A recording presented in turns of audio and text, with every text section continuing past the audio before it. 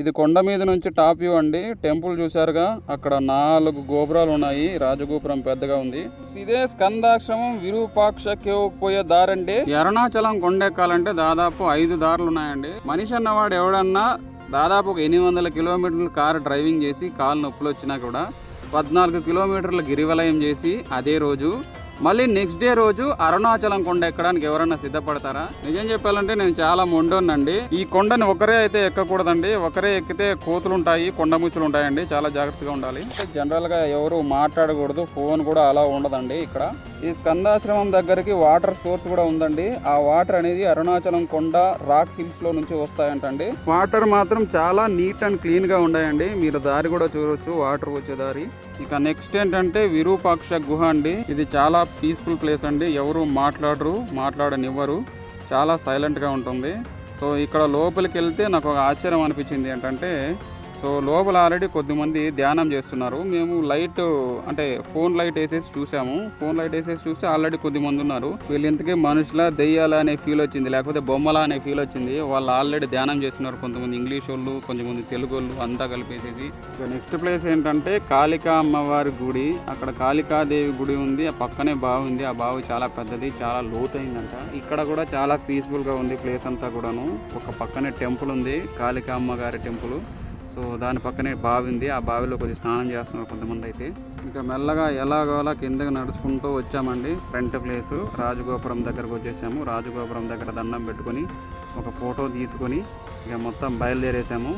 So చాలా బాగుంది, పీస్ఫుల్గా అనిపించింది. మార్నింగ్ వెళ్ళొచ్చాం కదా, దాదాపు 10 గంటలకి మొత్తం అంతా అయిపోయింది.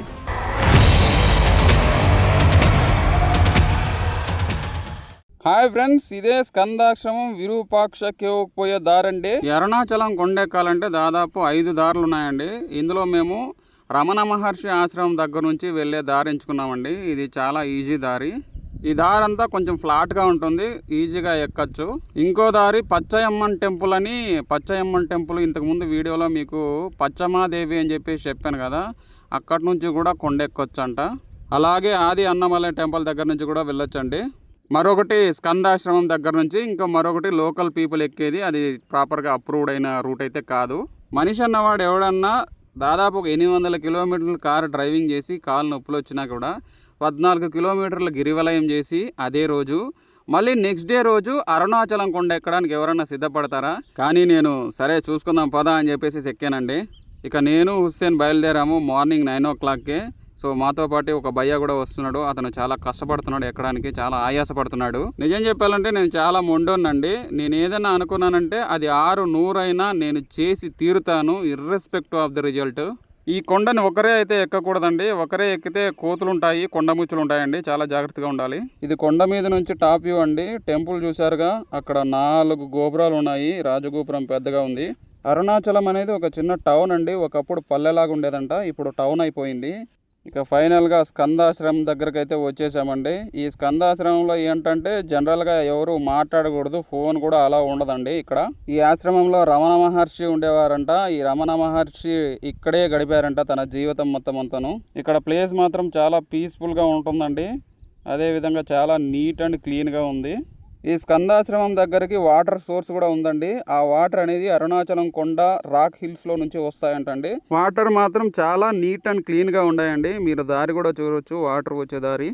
కొండ మీద పక్కన ఇక్కడ చిన్న చిన్న శివలింగాలు ఇవన్నీ ఆకారాలు అమ్ముకుంటూ ఉన్నారు. మనకు అక్కడక్కడ ఫ్రూట్స్ కూడా కనపడతాయండి. ఆ ఫ్రూట్స్ కూడా తీసుకోవచ్చు, మనము డబ్బులు ఇచ్చుకొనుకోవచ్చు. సో నాకు ఎక్కడం వల్ల నాకైతే ఎక్కువగా పెయిన్స్ ఏమి అనిపించలేదండి. నాకు చాలా అసలు ఫ్రీగానే అనిపించింది. ఇక నెక్స్ట్ ఏంటంటే విరూపాక్ష గుహ అండి. ఈ విరూపాక్ష కేవ్లో రమణ మహర్షి గారు ధ్యానం చేశారంటండి.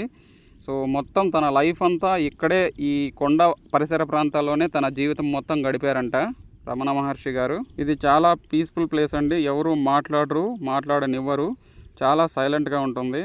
సో ఇక్కడ లోపలికి వెళ్తే నాకు ఒక ఆశ్చర్యం అనిపించింది ఏంటంటే, సో లోపల ఆల్రెడీ కొద్దిమంది ధ్యానం చేస్తున్నారు. మేము లైట్ అంటే ఫోన్ లైట్ వేసేసి చూసాము. ఫోన్ లైట్ వేసేసి చూస్తే ఆల్రెడీ కొద్దిమంది ఉన్నారు. వీళ్ళు ఇంతకీ మనుషుల దెయ్యాల అనే ఫీల్ వచ్చింది, లేకపోతే బొమ్మల అనే ఫీల్ వచ్చింది. వాళ్ళు ఆల్రెడీ ధ్యానం చేస్తున్నారు. కొంతమంది ఇంగ్లీష్ వాళ్ళు, కొంతమంది తెలుగు వాళ్ళు అంతా కలిపేసేసి ధ్యానం చేస్తున్నారట. సో ఎందుకో అసలు నాకు అక్కడ కామన్ సెన్స్ అనిపించలేదు. అసలు ఎక్కడన్నా ధ్యానం చేసుకోవాలంటే వేరే ప్లేస్కి వెళ్ళాలి, అది టూరిస్ట్ ప్లేస్, అక్కడ పోయి ధ్యానం చేయడం ఏంటో నాకు అస్సలు అర్థం కాలేదు కాన్సెప్ట్. ఇక నెక్స్ట్ ప్లేస్ ఏంటంటే కాళికా అమ్మవారి గుడి. అక్కడ కాళికాదేవి గుడి ఉంది, ఆ పక్కనే బావి ఉంది. ఆ బావి చాలా పెద్దది, చాలా లోతైందంట. ఇక్కడ కూడా చాలా పీస్ఫుల్గా ఉంది ప్లేస్ అంతా కూడాను. ఒక పక్కనే టెంపుల్ ఉంది, కాళికా అమ్మగారి టెంపుల్. సో దాని పక్కనే బావి ఉంది, ఆ బావిలో కొద్దిగా స్నానం చేస్తున్నారు కొంతమంది అయితే.